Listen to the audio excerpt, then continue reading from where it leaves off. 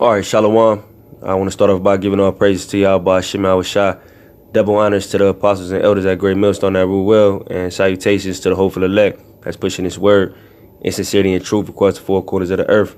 All right, and I just want to come back with another quick lesson, about basically the difference between the men of the Lord, all right, the men of Yahweh Shema Shah, the hopeful elect, and these so-called Christians, man. Okay, because when you read the accounts of the men of the Lord, okay, they were looked at as what you would call a radical in today's society, or a rebel, or somebody who's fighting against the system, which we are as well through the spirit of Yahweh Shem Shah. All right, they weren't loved and received by the masses. Okay, they were received by those that were blessed with faith. All right, but the majority of the people in the cities, all right, that they went to or were in, all right, disagreed with them to the point that they wanted to bring physical harm, all right, because the word, all right, the spirit of Yahweh Shema Shah causes a controversy, man. All right, that's why the outlook on what they call the quote unquote black Hebrew Israelites, okay, which is not real, all right, it's just a Hebrew Israelite, but the outlook on the truth, okay, is you just a whole bunch of wild dudes that have basically they say we have nothing to do and all these things, all right, and we flipping the scriptures for it to mean what we want it to mean. All right, these are the same things that the apostles, all the prophets of old went through, man. Okay, because when the truth of Yahweh Shem Shah is spoken, okay, it exposes everybody who isn't following the guidelines of the scriptures, all right? And I'm really speaking on the Christians, all right, because they get exposed and they get hurt, all right, because the fairy tale that they were taught, it's plain to see that it isn't real,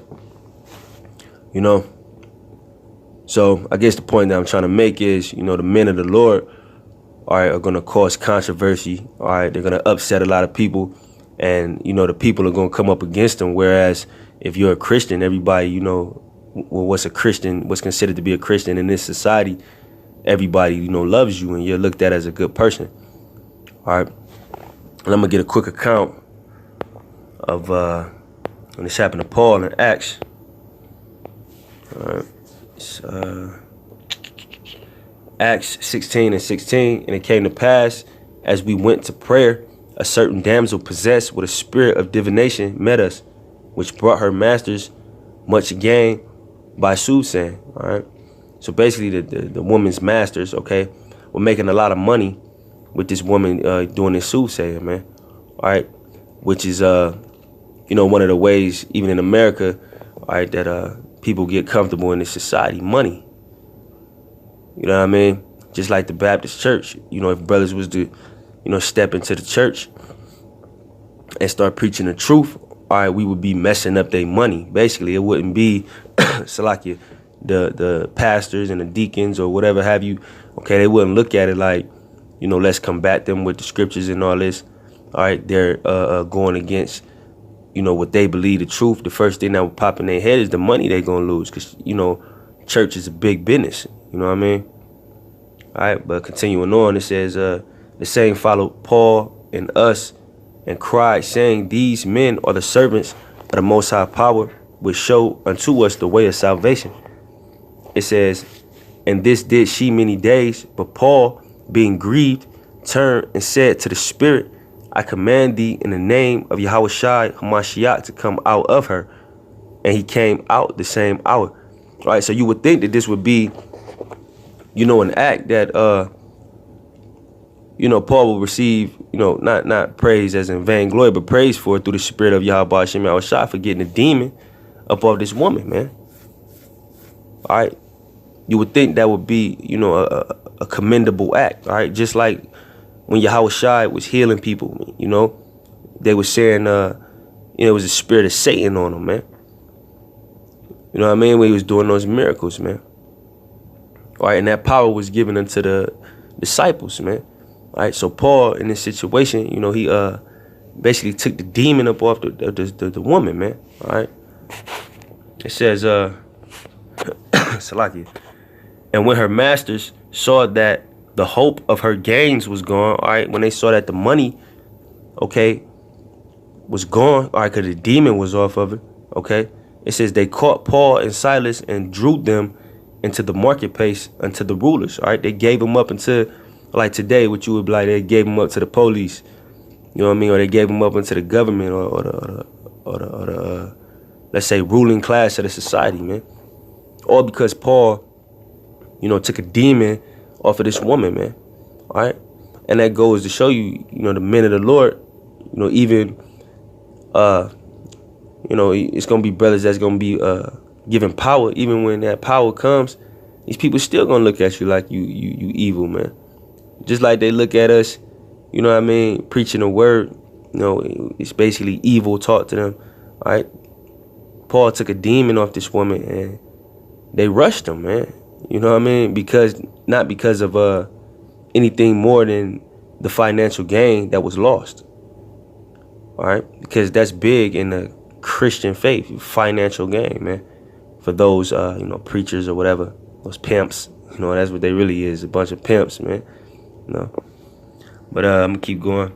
It says, and brought them to the magistrates, saying, these men, being Jews, do exceedingly trouble our city. All right, talking about the money that they lost. That's what the foundation of why they captured Paul and Silas. They lost that money. You know what I mean? It says, and teach customs which are not lawful for us to receive, neither to observe, being Romans. All right, and that's how Jake looked as being an American. You know what I mean?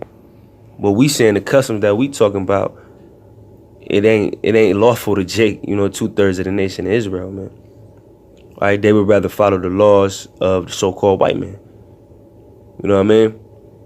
So that's why when certain things are broken down in the scriptures that the so-called white man is doing wrong, Jake, 2/3 of the nation of Israel, they tell you wrong. Because, you know, the law to them is what you would call the laws of the land, all right? That's the because you know Esau is their God, so that's their law. You know what I mean? So that's that same spirit that Jake is in, man. All right?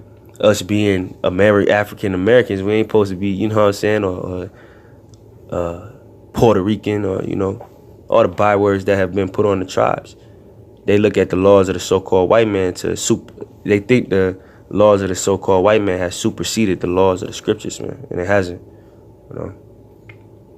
But, you know, continuing on, it says, and the multitude rose up together against them, and the magistrates rent off their clothes and commanded to beat them.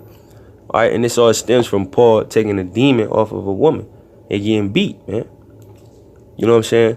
See, these are the things that the men of the Lord, all right, the hopeful elect, go through, man. It's not, you know, like the Christian church, you know, where everybody loves you and it's all, it's all hugs and, you know, whatever. If you a man of the Lord, you know, you're going to go through these things, man. Because just the same way as the American society is perverse to us, is the same way we perverse to them. You know, that's why they are adversaries, man. 2/3 of the nation of Israel and all the other nations. Because we both see it from two different angles, man. All right. But us being blessed with faith, we know that the angle we see it from is the correct angle. Because that's the angle that Yahweh Shema Shai sees it from. All right.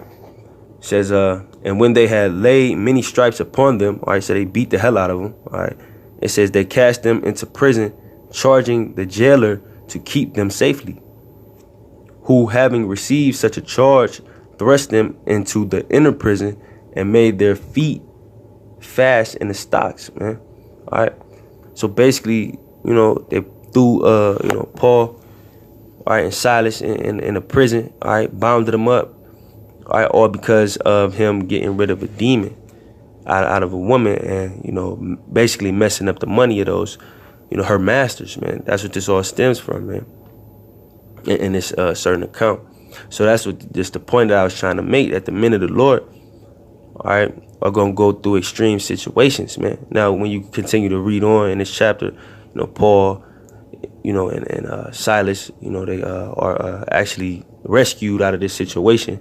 And not only that, the jailer that actually threw him in the prison and all that, he begins to have faith, all right, because of the act that he saw, man. All right, I think he actually bows down to him and said, "How can I be saved?" And Paul says, "Believe in Yahweh Hashem Yahushua." All right, but the point of the video is that the acts of the men of the Lord are not gonna be praised in this society. It's gonna be just like this account in Acts. Paul got thrown in the jail. All right, Paul and Silas got thrown in the jail. All right, just for being in the spirit of Yahweh Hashem Yahushua. All right, so I ain't gonna make this video too long. I hope it was edifying. All right, I want to give all praise to Yahweh Hashem Yahushua. Double honors to the apostles and elders at Great Millstone that rule well, and salutations to the hopeful elect that's pushing this word in sincerity and truth across the four corners of the earth. Shalom.